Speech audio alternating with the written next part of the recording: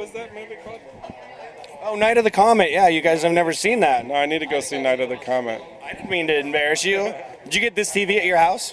What's that? This TV, you can see it on this TV. They show it on there all the time. It's like a digital cable channel. I will definitely Netflix it and check it out. Well, speaking of that, were you influenced by any other zombie movies coming into this? And which ones are some of your favorites? I know that's kind of a weird question, or like a question you get all the time, but... No, it's a great question.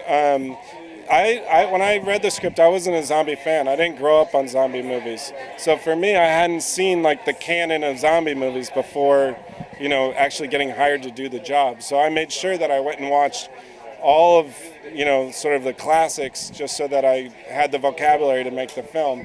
I love Peter Jackson's Dead Alive. I think that's just amazingly fun. I like the punk rock zombie movie Return of the Living Dead. And yeah, it's hilarious. And I like... Have you seen Hard Rock Zombies? No.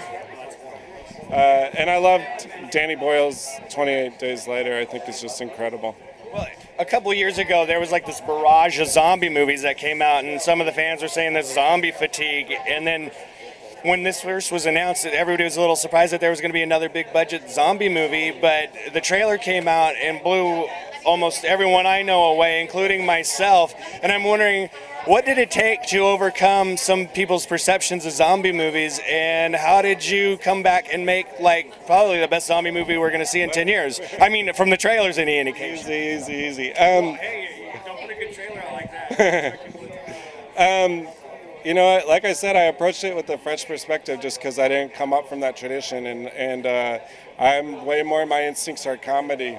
And so hopefully the laughs of this movie are what stand out as much as the kills and the scares. And that's, I actually think, the strongest aspect of this movie is the tone of it. And it's able to sort of like jump between a grounded comedy in the vein of like Superbad, and then go scary with 28 Days Later just in the next scene. And then it actually has some really emotional moments as well. So it, I don't know, I'll be really excited to see what people think of the movie when they get to see it. And I'm going to show some scenes today at Comic-Con, which I'm really anxious about how they're received, but I hope people like them.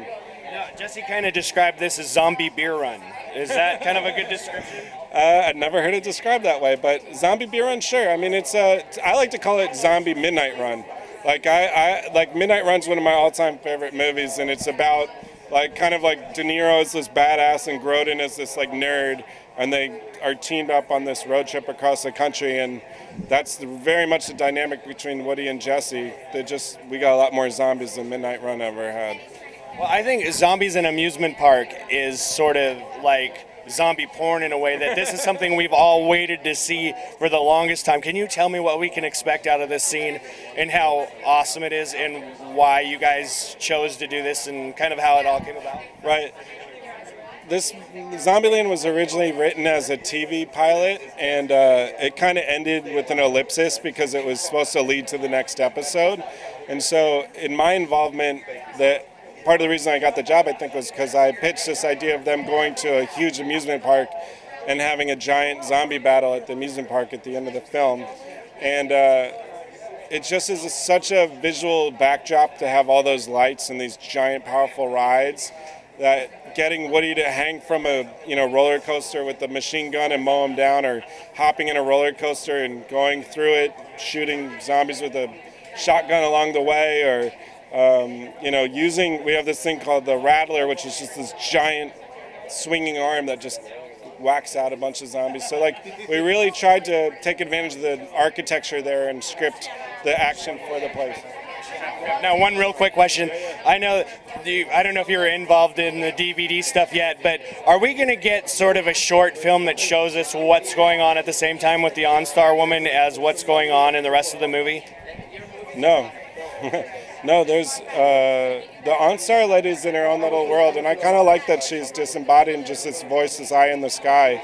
And maybe in future movies, if we're ever lucky enough to make a sequel, we get to meet her. Do you think you would do a sequel, or could it become a TV show?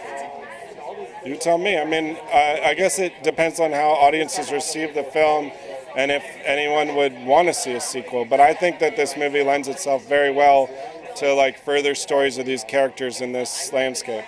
Well, thanks so much. I'm really looking forward to this one.